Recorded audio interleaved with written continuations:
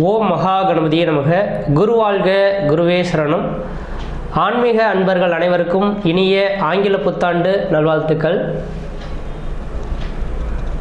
இந்த வீடியோவில் பார்த்தீங்க அப்படின்னாக்கா ஆன்மீகம் சம்பந்தமான தகவல்களை கொடுக்கணும் அப்படின்றக்காக தனக்குன்ற ஒரு சேனல் வேணும் அப்படின்ற நோக்கத்தோட இந்த 2024ஆம் ஆண்டு புத்தாண்டிலிருந்து இந்த புதிய சேனலானது என்னோட தனிப்பட்ட முறையில் இந்த சேனலானது நடைபெற இருக்குது. இந்த சேனலுக்கு ஆதரவு தரக்கூடிய அனைத்து ஆன்மீக அன்பர்களுக்கும் எனது முதற்கண் வணக்கத்தை தெரிவித்துக் கொள்கின்றேன். இந்த சேனலில் பார்த்தீங்க அப்படின்னாக்கா இந்த 2024 ஜனவரி மாதத்திலிருந்து ஒவ்வொரு மாதமும் ராசி பலன்கள் வந்துட்ருக்கோம், வருட பலன்கள் வந்துட்ருக்கோம், குரு பயிற்சி, ராகு கேது பயிற்சி, இந்த பலன்கள் எல்லாமே இருந்துகிட்ருக்கோம். என்னோடய கிளைண்டாக இருக்கக்கூடிய நபர்களுக்கு எல்லாருக்குமே இந்த சேனலை வந்து நான் உங்களுக்கு ஃபார்வர்ட் பண்ணிவிடுவேன். இதில் என்னோடய சேனலில் நீங்கள் பார்த்துட்டு ஏதாவது தகவல்கள் வேணும்னாலும் இதிலே நீங்கள் கமெண்ட் தெரிவிச்சிங்கனாலும் அது சம்மந்தமான ஒரு ஒவ்வொரு மாதமும் அதுக்குன்ற ஒரு தனித்த வீடியோவே செயல்படுறதுக்கு காத்துட்ருக்கோம். நீங்கள் எனக்கு ஆதரவு கொடுக்கக்கூடிய அமைப்புகளை பொறுத்து தான் இந்த சேனலோட வளர்ச்சிகள் இருக்கும் அப்படின்ற விதிங்க. அதில் முதலாவதாக இந்த சேனலில் பார்த்தீங்க அப்படின்னாக்கா 2024ஆம் ஆண்டிற்கான ஆங்கில புத்தாண்டு ராசி பலன்களை நம்ம இந்த சேனலில் முதலாவதாக பார்த்துட்ருக்கோம். இதுக்கு நீங்கள் ஆதரவு கொடுக்கறத வச்சு தான் இந்த சேனலோட எப்படி நான் இந்த அளவுக்கு உங்களுக்கு பயனுள்ள தகவல்களாக ஒவ்வொரு மாதமும் என்னென்ன தகவல் கொடுக்கணும் அப்படின்றத நான் பார்த்துட்ருக்கேன் அப்படின்ற விதிங்க. முதலாவதாக பார்த்தீங்க அப்படின்னாக்கா 2024ஆம் ஆண்டிற்கான ஆங்கில புத்தாண்டு ராசி பலன்களை பார்க்க இருக்கிறோம். துலாம் ராசிக்கான வீடியோ. இந்த துலாம் ராசிக்காரர்களுக்கு 2024ஆம் ஆண்டானது பார்த்தீங்கன்னாக்கா எனக்கு தெரிஞ்சளவு ஓரளவுக்கு வளர்ச்சி நிறைந்த ஒரு ஆண்டு அப்படின்ற மட்டும் ஆணித்தரமாக சொல்ல விரும்புகிறேங்க. ஏன் என்ன காரணம் அப்படின்னு பார்த்தீங்கன்னா கடந்த 2023 காலத்திலும் இந்த 2024ஆம் ஆண்டு பார்த்தீங்க அப்படின்னாக்கா இந்த உங்களுக்கு ஒரு வளர்ச்சிகள் நிறைந்த ஒரு ஆண்டாக இருந்துட்டு இருக்கிறத கண்குளிர பார்க்க முடியுதுங்க. ஏன் என்ன காரணம் அப்படின்னு பார்த்தீங்கன்னாக்கா இந்த வருடத்தில் எப்பொழுதுமே வருட பலன்கள் நிர்ணயிக்கும் போது ஆண்டு கிரகங்களை மையப்படுத்தி தான் வருட பலன்கள் கொடுப்போம். அதில் முதலாவதாக பார்த்தீங்க அப்படின்னாக்கா சனி பகவான், இதுக்கு முன்பாக 4ஆம் இடத்துல இருந்த சனி பகவான் இன்னைக்கு டிசம்பர் மாதம் 20ஆம் தேதி என்று பார்த்தீங்கன்னா 5ஆம் இடத்துக்கு இந்த சனி பகவான் பயிற்சி ஆகியிருக்கிறார். அதே போல் 7ஆம் இடத்துல இருந்த ராகு பகவான் 6ஆம் இடத்துக்கு பயிற்சி ஆகிட்டார். உங்கள் ராசியிலே இருந்த கேது பகவானும் 12ஆம் இடத்துக்கு பயிற்சி ஆகிட்டார்.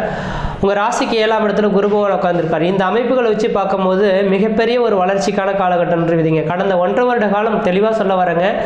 இந்த துலாம் ராசிக்காரர்களோட அமைப்பில் பார்த்தீங்கன்னாக்கா கடந்த 2023 அக்டோபர் மாதம் 30ஆம் தேதிக்கு முன்பாக ஒரு 1.5 வருட காலம், அதாவது குறிப்பாக சொல்லப்போனால் இந்த 2022 2023 அக்டோபர் மாதம் 30ஆம் தேதி காலகட்டம் வரலும் குடும்பத்தில் கஷ்டம், நஷ்டம், வம்பு, வழக்கு, சண்டை, சச்சரவு, கோர்ட்டு கேஸு, மன நிம்மதி குறையிறது, பொருளாதார பிரச்சனைகள் ஏற்படுவது, கடன்கள் அதிகரிக்கிறது, சொத்து சோகங்களில் பிரச்சனைகள் ஏற்பட்டு வம்பு வழக்குகள் ஏற்படுது, இது மாதிரியான பல்வேறுபட்ட கஷ்ட நஷ்டங்களை நீங்கள் சந்திச்சிருப்பீங்கன்றீங்க 2023 டிசம்பர் மாதம் முடிகிற வரணும். ஏன் என்ன காரணம் அப்படின்னு பார்த்தீங்கன்னாக்கா உங்கள் ராசியிலேயே கேது பகவானும் 7ஆம் இடத்துல ராகு பகவான்றதுனால பல்வேறுபட்ட பிரச்சனைகளை கொடுத்திருப்பார். முக்கியமாக கணவன் மனைவி உறவுகளில் பிரச்சனைகள், வம்பு வழக்குகள், சட்ட சிக்கல்கள் கொண்டு போய் கொடுத்திருப்பார்ன்றீங்க. ஒருவேளை திருமணமான நபர்கள் கூட பார்த்தீங்கன்னாக்கா கணவன் மனைவி உறவுகளில் பிரிவுகள் ஏற்பட்டு கோர்ட்டு கேஸ் லெவலில் கூட உங்களோட வாழ்க்கைகள் போயிருக்குன்றீங்க. அப்படிப்பட்ட இந்த துலாம் ராசிக்காரர்களுக்கு இந்த ராகு கேது பயிற்சி அக்டோபர் 30ஆம் தேதிக்கு பிறகு நடந்தது மிகப்பெரிய ஒரு யோகமான ஒரு அமைப்பு அப்படின்றீங்க. அப்போ 6ஆம் இடத்துல ராகு பகவான் சென்றதும் 12ஆம் இடத்துல கேது பகவான் சென்றதும் உங்களோட திருமண வாழ்க்கையில் ஒரு மன நிம்மதி, மன சந்தோஷங்கள் ஏற்படக்கூடிய ஒரு காலகட்டங்கள் உருவாயிடுச்சுன்றீங்க. அது மட்டும் போதான்னு உங்கள் ராசிக்கு 7ஆம் இடத்தில் குரு பகவான் உட்காந்து உங்கள் ராசியை பார்க்கறது மிகப்பெரிய ஒரு விசேஷமான ஒன்று. இது 12 வருடத்துக்கு ஒரு முறையான அனுபவிக்கக்கூடிய ஒரு விஷயங்கள் அப்படின்றீங்க. ஏன்னா ஒவ்வொருவரின் ஜாதகத்திலையும் பார்த்தீங்க அப்படின்னாக்கா 12 வருடத்துக்கு ஒரு முறை ஒரு யோகங்களானது செயல்படும். அந்த யோகம்னா என்ன அப்படின்னு பார்த்தீங்கன்னா உங்கள் ராசிக்கு 7ஆம் இடத்தில் என்னைக்கு குரு பகவான் வராரோ அந்த நேர காலகட்டம் தான் யோகம் நிறைந்த ஒரு காலகட்டம்ன்றீங்க. இப்போ தான் பார்த்தீங்கன்னாக்கா அந்த காலகட்டத்திலாம் பார்த்தீங்கன்னாக்கா மன்னர் பரம்பரைக்கு மட்டுமே ஜாதகமானது சொல்லப்பட்டுள்ளது அப்படின்றீங்க. அப்போ சாதாரண ஒரு மனிதருக்கு பார்த்தீங்கன்னாக்கா அன்றைக்கு அந்த ஒரு குழந்தை பிறக்குன்னா என்ன நட்சத்திரமோ அதை மட்டும்தான் வச்சுக்குவாங்க. அந்த நட்சத்திரத்தின் அடிப்படையில் மட்டும்தான் அந்த ஜாதகங்கள் அவங்களுக்கு இந்த நட்சத்திரமா இந்த வருடத்தை திருமணம் பண்ணலாம், இந்த நட்சத்திரமா இவங்களுக்கு திருமணம் பண்ணக்கூடாது அப்படின்றத மட்டும் வச்சுக்கிட்டே பார்த்தாங்க. ஆனால் இந்த நாட்களில் தான் பார்த்திங்கன்னா ஒவ்வொரு மனிதர்களுக்கும் பிறக்கும் தருவாயில் இந்த நோட்டில் எழுதி வச்சுக்கிட்டு ஜாதகங்கள் பார்க்கப்படுறோம். அப்போ இதை எதன் அடிப்படையில் அந்த நேரத்தில் இருந்தாங்க அப்படின்னாக்கா 12 வருடத்துக்கு பிறகு இந்த குரு பகவான் வந்து ஒரு ராசிக்கு 7ஆம் இடத்துல வருவார். எப்போ 12 வருடத்துக்கு ஒரு தடவை வராரோ அந்த நேரத்தில் எல்லா வித சுபகாரியம் செய்கிறோம் அப்படின்னாக்கா பல்லாண்டு காலகட்டத்துக்கு அந்த காரியங்கள் தடைகள் இல்லாத ஒரு அமைப்புகள் ஏற்படுத்தி தருவிதிங்க.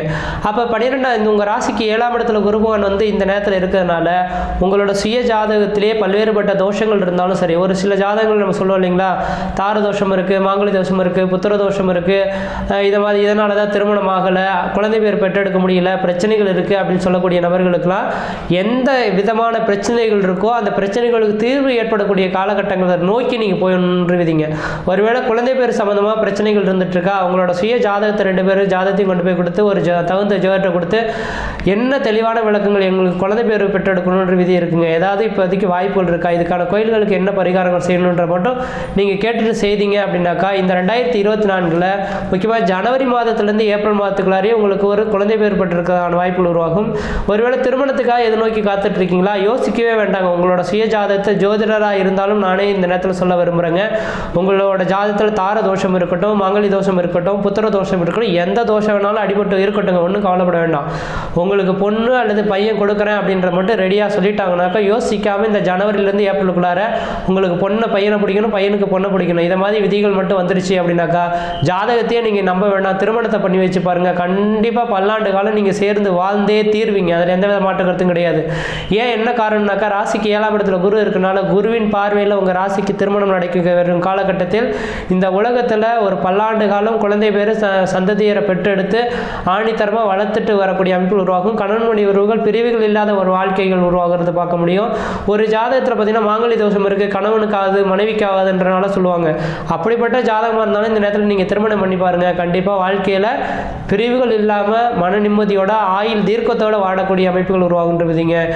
முக்கியமாக வயது வந்த நபர்கள் யாராக இருந்தாலும் எனக்கு தெரிஞ்ச அளவு ஒரு 25 வயது கடந்து 30 வயது குள்ளார இருக்கக்கூடிய நபர்கள் யாராக இருந்தாலும் அடுத்த வருடம் திருமணம் பண்ணிக்கலாம், இந்த வருடம் திருமணம் பண்ணிக்கலாம், தள்ளி போகாமல் 25 வயது கடந்த நபர்கள் யாராக இருந்தாலும் திருமணத்தை இந்த நேர காலகட்டத்திலேயே முடிச்சிட்டிங்க அப்படின்னாக்கா உங்களோட தோஷங்கள் எல்லாம் நிவர்த்தி பட விட்டு வரக்கூடிய காலகட்டங்கள் எல்லாமே ஒரு சாதகமான ஒரு சூழல்கள் ஏற்படுத்தி தருவிதிங்க.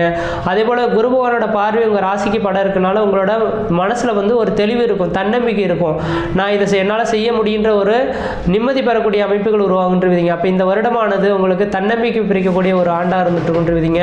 அதே போல் இந்த குரு பகவானோட அமைப்பானது பார்த்தீங்கன்னா ராசிக்கு 3ஆம் இடத்துல படம் இருக்கிறத பார்க்க முடியுது. முயற்சி ஸ்தானம்னு சொல்லக்கூடிய அமைப்புங்க, இளைய சகோதரன் சொல்லக்கூடிய அமைப்புங்க. அப்போ உங்களுக்கு இளைய சகோதரத்தினால உங்களுக்கு ஆதாயங்கள் பெறக்கூடிய ஒரு வருடமாக இருந்துட்டு இருக்கும். எடுக்கக்கூடிய முயற்சிகள் எல்லாம் உங்களுக்கு சாதகமான ஒரு சூழல்கள் ஏற்படுத்தி தரக்கூடிய அமைப்புகள் உருவாகுன்றவிதிங்க. அடுத்ததாக பார்த்தீங்கன்னாக்கா இதை விட மிகப்பெரிய ஒரு நல்ல ஒரு அமைப்பு என்ன அப்படின்னு பார்த்தீங்கன்னாக்கா ராசிக்கு 16ஆம் இடத்துக்கு குரு பகவான் பார்வைகள் கிடைக்கிறது தான் ஒரு மிகப்பெரிய விசேஷம்ன்றவிதிங்க. ஏன்னா லாபஸ்தானம், ஒரு மனிதனுக்கு இந்த உலகத்தில் பிறந்துட்டு பணம் இல்லையேலும் இந்த உலகம் யாரையும் மதிக்காதுன்றவிதிங்க. அப்போ ஜனவரி மாதத்துலேருந்து ஏப்ரல் மாத காலகட்டத்துக்குள்ளார இந்த வருடத்தில் நீங்கள் சம்பாதிக்கக்கூடிய சம்பார்த்தனைகள் எவ்வளவாக இருந்தாலும் இந்த ஜனவரியிலிருந்து ஏப்ரலுக்குள்ளார சம்பாதிக்கக்கூடிய உழைப்புகள் தான் மட்டும் நம்புங்க. ஆனால் ஏப்ரல் மாதத்துக்கு பிறகு அந்தளவுக்கு உங்களுக்கு யோகங்கள் இல்லை. ஏன் என்ன காரணம்னாக்கா ராசிக்கு 8ஆம் இடத்துக்கு இந்த வருடத்தில் குரு பயிற்சி நடக்க இருக்குது. அதனால் ராசிக்கு 7ஆம் இடத்துலேருந்து இந்த குரு பகவான் 16ஆம் இடத்துல லாபஸ்தானத்தை பார்க்கக்கூடிய காலகட்டத்தில் தொழில் சம்பந்தமான அமைப்புகள், புதிய தொழில் தொடங்குறது, உத்தியோகம் பார்க்கறது, இது மாதிரி தொழில் மூலியமாக லாபங்கள் பெறுறது, எந்த ஒரு காரியமாக இருந்தாலும் ஜனவரிலேருந்து ஏப்ரலுக்குள்ளார முயற்சி எடுத்து பாருங்கள், கண்டிப்பாக வெற்றி பெறுவீங்க. தொழிலில் நல்ல உங்களோட முயற்சிகளை போடுங்க. எந்த அளவுக்கு உங்கள் தொழிலில் முயற்சி போடுறீங்களோ இந்த வருடின் ஆண்டு பலன்கள் எல்லாமே ஏப்ரல் மாதத்துக்குள்ளாரே அனுபவிக்கக்கூடிய காலகட்டம் உருவாகும். ஏப்ரல் மாதத்துக்கு பிறகு இருக்கிறத வச்சு அப்படியே ரன் பண்ணிக்கக்கூடிய அமைப்புகள் உருவாகுன்றீங்க. அப்போ இந்த வருடத்தில் எனக்கு தெரிஞ்ச அளவு குருவின் பார்வை பரிபூர்ணமாக இருக்கிறனால எல்லா வித சகல விதமான காரியங்களையும் இந்த வருடத்தில் ஜனவரியிலேருந்து ஏப்ரலுக்குள்ளார முடிச்சுக்கிறது ஓரளவுக்கு நல்லாயிருக்கும். ஏப்ரலுக்கு பிறகு குரு பயிற்சியானது நடக்க இருக்குது. அந்த குரு பயிற்சி உங்களுக்கு அந்தளவுக்கு விசேஷமாக இல்லை அப்படின்னால அந்த நேர காலகட்டத்தில் மட்டும் ஏப்ரல் மாதத்திலிருந்து டிசம்பர் மாத காலகட்டம் வரும் புதிய முயற்சி எடுக்கிறது, புதிய தொழில் தொடங்குறது, உத்தியோகம் பார்க்குறது, இதெல்லாம் கொஞ்சம் தள்ளி போடுறது ஓரளவுக்கு நல்ல பலன்களை தருன்றீங்க. அடுத்து ராகு கேதுமே உங்களுக்கு ஓரளவுக்கு யோகமாக தான் இருந்துட்டு இருக்கார். 5ஆம் இடத்துல இருக்கக்கூடிய சனி பகவானால பூர்வ புண்ணிய சொத்து சுகங்கள் இருக்கக்கூடிய பிரச்சனைகளுக்கு தீர்வு ஏற்படும். புதுசாக ஒரு வீடு மனை வாசல் வாங்குவதற்கும் வீடு மனை வாசல் காட்டுவதற்கும் குடிபெயர்த்துக்கும் குலதெய்வத்துக்கு செய்ய வேண்டிய சடங்குகள் செய்யறதுக்கும் இந்த வருடமானது ஒரு உன்னதமான காலகட்டமாக இருக்குது. அப்போ இந்த வருடத்தில் அனைத்து கிரகங்களே உங்களுக்கு சாதகமான சூழல்கள் இருக்கனால இந்த வருடத்தில் எந்த அளவுக்கு முயற்சிகள் எடுக்கிறீங்களோ அந்த அளவுக்கு வளர்ச்சி ஏற்படக்கூடிய காலகட்டமாக இருக்கும். முயற்சி எடுத்து பாருங்கள், கண்டிப்பாக வெற்றி பெறுவீங்கள். நன்றி, வணக்கம்.